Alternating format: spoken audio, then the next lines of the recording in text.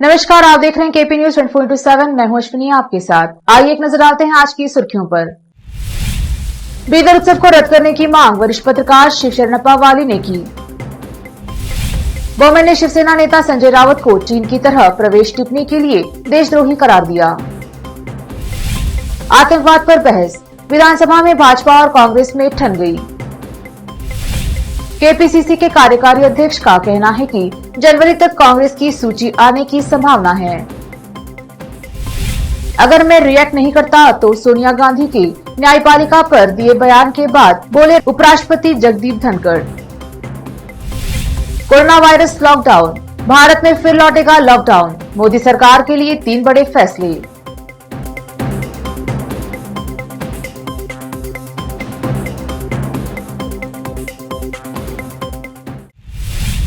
देखते हैं समाचार विस्तार से। पहले समाचार स्थानीय। एहतियात के तौर पर देश में कोविड की चौथी लहर के संकेत हैं और नागरिकों को जीवन की रक्षा के लिए बीदर उत्सव को रद्द करने का आह्वान करें और लोगों से पैसे वसूलना बंद करें। वरिष्ठ पत्रकार शिव शरणप्पा वाली ने कहा कि एक जिम्मेदार नागरिक के रूप में अनुरोध करते हुए उन्होंने कहा कि हमारा देश कोविड से उबर रहा है और अब कुछ हद तक ठीक हो रहा है। ऐसे में देश में चौथी लहर फिर से उठी है। हमें जल्द से जल्द कोई कदम उठाना चाहिए और कोविड का सामना करने के लिए तैयार रहना चाहिए। केंद्र सरकार और राज्य सरकारें सक्रिय होने की कोशिश कर रही हैं। मैं कहना चाहता हूं कि जिले के वरिष्ठ अधिकारी पर जिले की जनता की सुरक्षा की जिम्मेदारी है। उनका सहयोग करना नागरिकों की जिम्मेदारी है। कोरोना आने के बाद जाग गए तो यह पागलपन होगा। आने से पहले जागना और कुछ नियमों का सख्ती से पालन करना बुद्धिमानी होगी।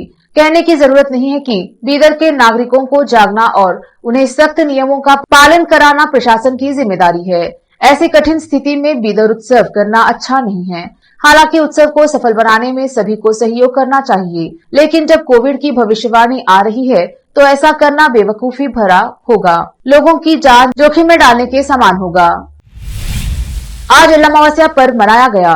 आज लोग अपने अपने खेतों में जाकर धान की पूजा आदि कर वही पकवान कर भोजन किया। इस त्योहार के कारण आज शहरों में सन्नाटा छाया रहा, क्योंकि सभी त्योहार मनाने के लिए खेत गए। हालांकि जिनके खेत नहीं हैं, वह अपने दोस्त या रिश्तेदारों के खेत पहुंचकर वहां पूजा में भाग लेकर पकवान का आनंद लिया। ऐसे में आज हमारे जिले के नेता, मंत्री सहित अन्य लोगों ने भी अपना समय परिवार के साथ खेतों में बिताया। कुछ ऐसे नेताओं की तस्वीरें सोशल मीडिया पर भी साझा की गई। बीदर शहर में बाजार और सड़कें सूने रहीं। यहाँ तक कि कुछ मेडिकल की दुकानें भी बंद रहीं। कुछ स्कूल व कॉलेज में छुट्टी न रहने से विद्यार्थी स्कूल और कॉलेज में उपस्थित रहे और जिन्हें छुट्टी थी वह खेत गए या फिर गार्डन में मौज करते नजर आए। अब समाचार राज्य की। शिवसेना के नेता संजय राउत की उनकी टिप्पणी के लिए कड़ी प्रतिक्रिया में कर्नाटक में प्रवेश करेगा जैसे चीन ने भारत में प्रवेश किया। मुख्यमंत्री बसवराज बोम्मई ने कहा कि इस तरह के प्रयास का भारतीय सेना के साथ मुकाबला किया जाएगा। यहाँ सुवर्ण विधानसौधा में विधानसभा में सीमा मुद्दे पर चर्चा का जवाब देते हुए बोम्मई ने रावत को भारत में चीनी सेना की घुसपैठ पर गर्व करने वाला देशद्रोही करार दिया। बोम्मई ने कहा, रावत का बयान और कुछ नहीं बल्कि एक देशद्रोही का बयान है। अगर वह हमारे क्षेत्र पर आक्रमण करने की कोशिश करता है तो वह और उसके लोग हमारी सेना के हाथों 2 बार चीनी सेना के समान भाग्य का सामना करेंगे। हमारी सेना के हाथों दोबारा चीनी सेना के समान भाग्य का सामना करेंगे।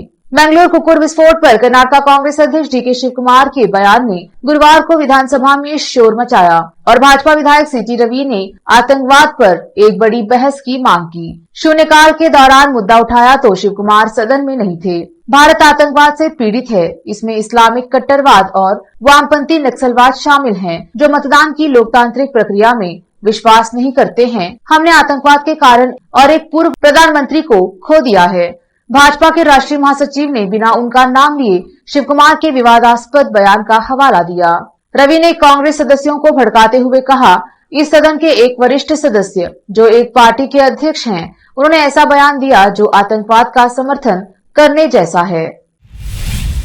कर्नाटक विधानसभा चुनाव में 6 महीने से भी कम समय बचा है और राज्य में राजनीतिक परिदृश्य गर्म होता जा रहा है। जेडीएस द्वारा अपने उम्मीदवारों की पहली सूची जारी करने के कुछ दिनों बाद कांग्रेस ने घोषणा की है कि इसकी सूची जनवरी तक जारी होने की संभावना है। कर्नाटक प्रदेश कांग्रेस कमेटी के कार्यकारी अध्यक्ष रामलिंगा रेड्डी ने कहा कि पार्टी ने 2023 के चुनाव लड़ने के लिए संभावित उम्मीदवारों को अंतिम रूप देने के लिए एक चुनाव समिति का गठन किया है। कर्नाटक में कांग्रेस के पक्ष में लहर होने का दावा करते हुए पूर्व मंत्री ने कहा, उम्मीदवार कांग्रेस के टिकट पर चुनाव लड़ने की मांग कर रहे हैं, क्योंकि हर कोई जानता है कि पार्टी सत्ता में आएगी। बीजेपी के जीतने की कोई संभावना नहीं है और इसीलिए उनके पास उम्मीदवारों की संख्या कम है।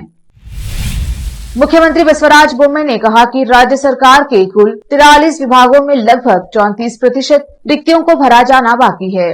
प्रशासन ने अगले एक साल में विभिन्न विभागों में 1 लाख पदों को भरने के लिए लोगों की भर्ती करने का फैसला किया है। विधान परिषद सदस्य CN मंजेगौड़ा के एक सवाल का जवाब देते हुए उन्होंने कहा कि पदों को प्राथमिकता के आधार पर भरा जाएगा। 43 विभागों में ग्रेड A से ग्रेड D कर्मचारियों के पदों की कुल स्वीकृति संख्या 7,69,981 है। इनमें 2,58,709 पद खाली हैं। हालांकि सरकार पहले ही आउटसोर्सिंग के आधार पर ग्रुप C और ग्रुप D के 82,700 पदों पर भर्ती कर चुकी है। बोम्मई ने कहा कि सरकार ने 1 लाख पदों पर भर्ती करने और भरने का फैसला किया है, जो आने वाले वर्षों में प्राथमिकता के आधार पर आवश्यक है। लेते हैं थोड़ा सा ब्रेक, जल्द लौटेंगे ब्रेक के बाद। हिंदुस्तान के हर कोने में हम हैं मौजूद। 24 घंटे हालात पर गहरी नजर, खबरों से जुड़े चुपते सवालात और आपको दिखाता है धार्मिक, सामाजिक, राजनीतिक, लोकल और इंटरनेशनल न्यूज की सबसे बेहतर कवरेज, जो आपको रखती है हर पल बाखबर। देश और दुनिया भर की खबर के लिए देखते रहें KP News 24/7। नूर एजुकेशन ट्रस्ट बीदर की ओर से चलाए जाने वाला नूर M.Ed and B.Ed college Bidar, recognized by NCTE Delhi and affiliated to Gulbarga University, Gulbarga. Admission are open for the academic year 2021-22। विशेषज्ञ और सक्षम शिक्षकों द्वारा शिक्षा प्राप्त करने के लिए नूर M.Ed and B.Ed कॉलेज में दाखिला लें और शांत वातावरण में शिक्षा प्राप्त करें। बीदर शहर में बेहतर शिक्षा का एकमात्र केंद्र Noor M.Ed and B.Ed college, Shahpur gate, Bidar. Phone numbers 9945283920, 8482221297।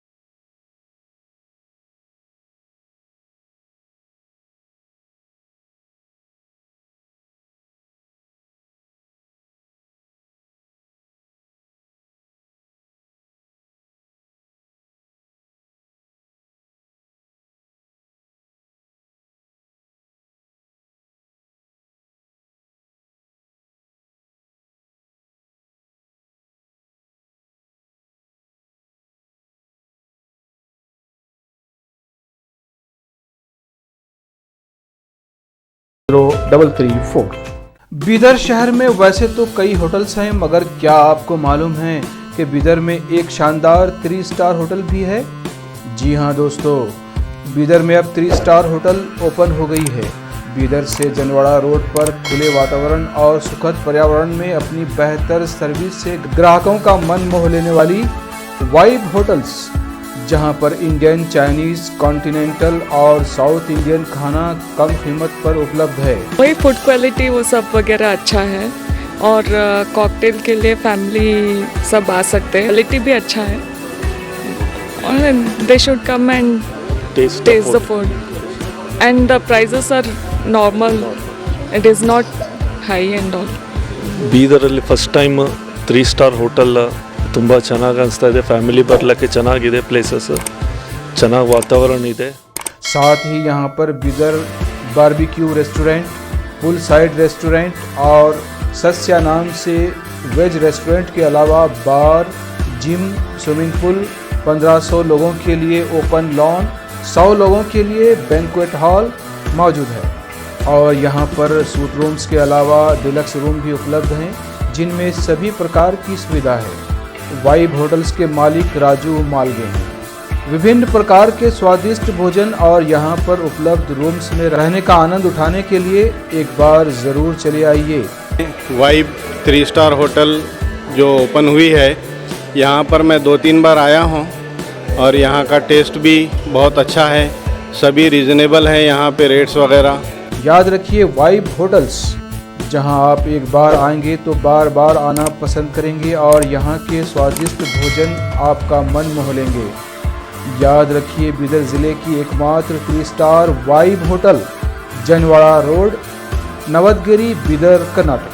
Contact numbers हैं नूतन हेगड़े, होटल GM 9606027120। नमस्ते, मेरा नाम नूतन है और हम लोग राजू मिलगे साहब ने बीदर में एक अच्छे से 3 स्टार होटल ओपन किया है। अभी great destinations hotels and resorts management company के लिए रन करने के लिए दिया है। बीदर का क्राउड के लिए क्या चाहिए, क्या ज़रूरत है, इसका हिसाब से हम लोग होटल को प्राइसिंग भी किया है। और एक है हमारा pure vegetarian restaurant, south Indian restaurant, सस्या वेजिटेरियन रेस्टोरेंट है। और होटल में आपको स्विमिंग पूल है, जिम है और बहुत कुछ जो जो चाहिए आपको फैसिलिटीज़ अवेलेबल है। तो आपको मॉर्निंग वॉक के लिए भी जा सकते हैं, उतना जगह है इधर सब। सो प्लीज़ सब लोग एक बार आके हमारा खाना और हमारा सर्विस, रूम्स एंड हॉस्पिटैलिटी को एंजॉय करके आपका सपोर्ट देने के लिए चाहते हैं।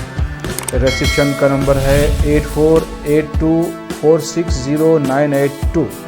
ईमेल reservations.b@vibehotels.com और वेबसाइट है www.vibehotels.com। ब्रेक के बाद स्वागत है आपका। चलिए देखते हैं देश और विदेश के अन्य समाचार। उपराष्ट्रपति जगदीप धनखड़ ने यूपीए अध्यक्ष सोनिया गांधी की न्यायपालिका को अमान्य करने वाली टिप्पणी पर प्रतिक्रिया दी है। राज्यसभा के सभापति जगदीप धनखड़ ने शुक्रवार को कहा कि अगर उन्होंने इस मामले में कुछ नहीं कहा होता तो यह उनके द्वारा ली गई संविधान की शपथ को खारिज करना होता, साथ ही वह अपने संवैधानिक दायित्वों को निभाने में विफल हो जाते। कांग्रेस के वरिष्ठ नेता प्रमोद तिवारी ने सदन में इस मुद्दे को उठाया और उनके वरिष्ठ सहयोगी और विपक्ष के नेता मल्लिकार्जुन खड़गे ने मांग की, अगर एक लोकसभा सदस्य सोनिया गांधी बाहर बात करती हैं, तो राज्यसभा में इस पर चर्चा नहीं की जानी चाहिए। सोनिया गांधी ने कहा था कि सरकार न्यायिक सुधार के बहाने न्यायपालिका को कमजोर करने की कोशिश कर रही है। इस पर आपत्ति जताते हुए उपराष्ट्रपति और धनखड़ ने न्यायपालिका को लेकर सोनिया गांधी की टिप्पणी को अशोभनीय करार दिया था। संसद के उच्च सदन में बोलते हुए धनखड़ ने कहा कि न्यायपालिका को लेकर सोनिया गांधी का बयान उनकी समझ और सोच से परे है। उन्होंने कहा कि पूर्व कांग्रेस अध्यक्ष की टिप्पणी पूरी तरह अनुचित है, जो लोकतंत्र में विश्वास की कमी का संकेत देती है। चीन में कोरोना महामारी ने एक बार फिर हाहाकार मचा रखा है। हालात बेहद खराब हैं और दुनिया भर के विशेषज्ञ इसे लेकर चिंता भी जाहिर कर चुके हैं। वही दुनिया में दहशत फैला रहे कोरोना के इस नए वेरिएंट से लड़ाई की तैयारी भारत में फुल स्पीड से चल रही है। सरकार ने इससे निपटने के लिए आज 3 बड़े फैसले लिए हैं। पहला फैसला ये है कि नेजल वैक्सीन को मंजूरी मिल गई है, अब नाक के जरिए भी वैक्सीन दी जाएगी। दूसरा फैसला ये है कि 27 दिसंबर को अस्पतालों में ऑल इंडिया मॉक ड्रिल की जाएगी ताकि कोरोना से निपटने की कैपेसिटी का ट्रायल हो सके। और तीसरा फैसला ये है कि न्यू ईयर पर नई एडवाइजरी आई है।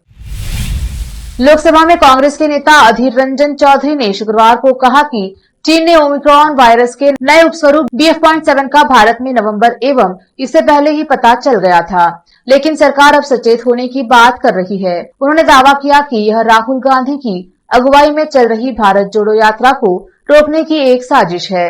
कांग्रेस नेता अधीर रंजन ने कहा कि अगर सरकार की तरफ से कोई प्रोटोकॉल जारी होता है तो उनकी पार्टी इसका पूरा पालन करेगी। उन्होंने संसद परिसर में संवाददाता से कहा, जब सबसे पहले भारत में कोविड आया था तो हमने और हमारे नेता राहुल गांधी ने सचेत किया। उस समय सरकार ने हमारी बातें नहीं मानी और हमारी बातों को आधारहीन करार दिया था। इसके बाद लाखों लोगों की मौत हो गई। अगर सरकार राहुल जी की बात सुन लेती तो लाखों लोगों की मौत नहीं होती। सिक्किम में शुक्रवार को सेना की गाड़ी बड़े हादसे का शिकार हो गई। दर्दनाक हादसे में सेना के 3 जेसीओ समेत 16 जवान शहीद हो गए हैं। घटना उत्तरी सिक्किम के जेमा में हुई। दुर्घटनाग्रस्त वाहन 3 वाहनों के काफिले में शामिल था। काफिला चतेन से सुबह थंगू की ओर बढ़ा था। जेमा के रास्ते में वाहन एक तीखे मोड़ पर खड़ी ढलान पर फिसल गया। 3 जूनियर कमीशन अधिकारियों और 13 जवानों ने दुर्घटना में लगी चोटों के कारण दम तोड़ दिया। दुर्घटना के तुरंत बाद बचाव अभियान तुरंत शुरू किया गया और 4 घायल सैनिकों को हवाई मार्ग से निकाला जा रहा है। सेना के अनुसार यह ट्रक एक तीव्र मोड़ पर मुड़ते समय गहरी खाई में गिर गया। सेना ने एक बयान में कहा, उत्तर सिक्किम के जेमा में 23 दिसंबर को सेना के ट्रक के दुर्घटनाग्रस्त होने से भारतीय सेना के 16 बहादुर कर्मियों की जान चली गई। उसने कहा कि तत्काल बचाव अभियान शुरू कर दिया गया है और 4 घायल जवानों को हेलीकॉप्टर की मदद से बचाया गया है। सेना ने कहा, दुर्भाग्य से 3 जूनियर कमीशन अधिकारियों और 13 जवानों की दुर्घटना में जान चली गई। भारतीय सेना दुख की इस घड़ी में शोक संतप्त परिवारों के साथ खड़ी है। 19 साल तक जेल में रहने के बाद कुख्यात अपराधी चार्ल्स शोभराज को नेपाल की शीर्ष अदालत के आदेश पर शुक्रवार को कारागार से रिहा कर दिया गया है। भारतीय और वियतनामी माता पिता के फ्रांसीसी मूल के बेटे शोभराज की रिहाई के संबंध में कांग्रेसी प्रक्रिया पूरी करने के लिए उसे आव्रजन अधिकारियों की सुपुर्द कर दिया गया है। अधिकारियों ने यह जानकारी दी। न्यायमूर्ति सपना प्रधान मल्ला और न्यायमूर्ति तिलक प्रसाद श्रेष्ठ की संयुक्त पीठ ने बुधवार को 78 वर्षीय शोभराज की जेल से रिहाई का आदेश दिया था। उसकी रिहाई में 1 दिन की देरी हुई है। आव्रजन अधिकारियों ने बृहस्पतिवार को उसे रखने के लिए जगह की कमी का हवाला देते हुए शुक्रवार तक रिहाई स्थगित करने का अनुरोध किया था। शीर्ष अदालत ने सरकार को आदेश दिया था कि शोभराज को उस देश में 15 दिन के अंदर प्रत्यर्पित किया जाए जिसने उसे पासपोर्ट जारी किया था, बशर्ते कि वह कुछ अन्य मामलों में वंचित नहीं हो। एक नजर फिल्मों के समाचारों पर। झूमे जो पठान गाने के कोरियोग्राफर बॉस्को मॉर्टिस ने खोला राज। बोले, शुरू में फिट बॉडी दिखाने में शर्माते थे शाहरुख खान। अब समाचार खेल जगत की। IPL 2023 auction. निकोलस पूरन ने ऑक्शन में रचा इतिहास, पहली बार लगी इतनी बड़ी कीमत। आखिर में समाचार बाजार की। रोटी की महंगाई से मिलेगी राहत, गेहूं की बम्पर पैदावार से घटेगी आटे की कीमत। फिर से एक नजर आज की सुर्खियों पर। बीदर उत्सव को रद्द करने की मांग वरिष्ठ पत्रकार शिव शरणप्पा वाली ने की। बोमन ने शिवसेना नेता संजय राउत को चीन की तरह प्रवेश टिप्पणी के लिए देशद्रोही करार दिया। आतंकवाद पर बहस। विधानसभा में भाजपा और कांग्रेस में ठन गई। केपीसीसी के कार्यकारी अध्यक्ष का कहना है कि जनवरी तक कांग्रेस की सूची आने की संभावना है। अगर मैं रिएक्ट नहीं करता तो सोनिया गांधी के न्यायपालिका पर दिए बयान के बाद, बोले उपराष्ट्रपति Jagdeep Dhankhar. Corona virus lockdown. Bharat में फिर लौटेगा लॉकडाउन, मोदी सरकार के लिए 3 बड़े फैसले।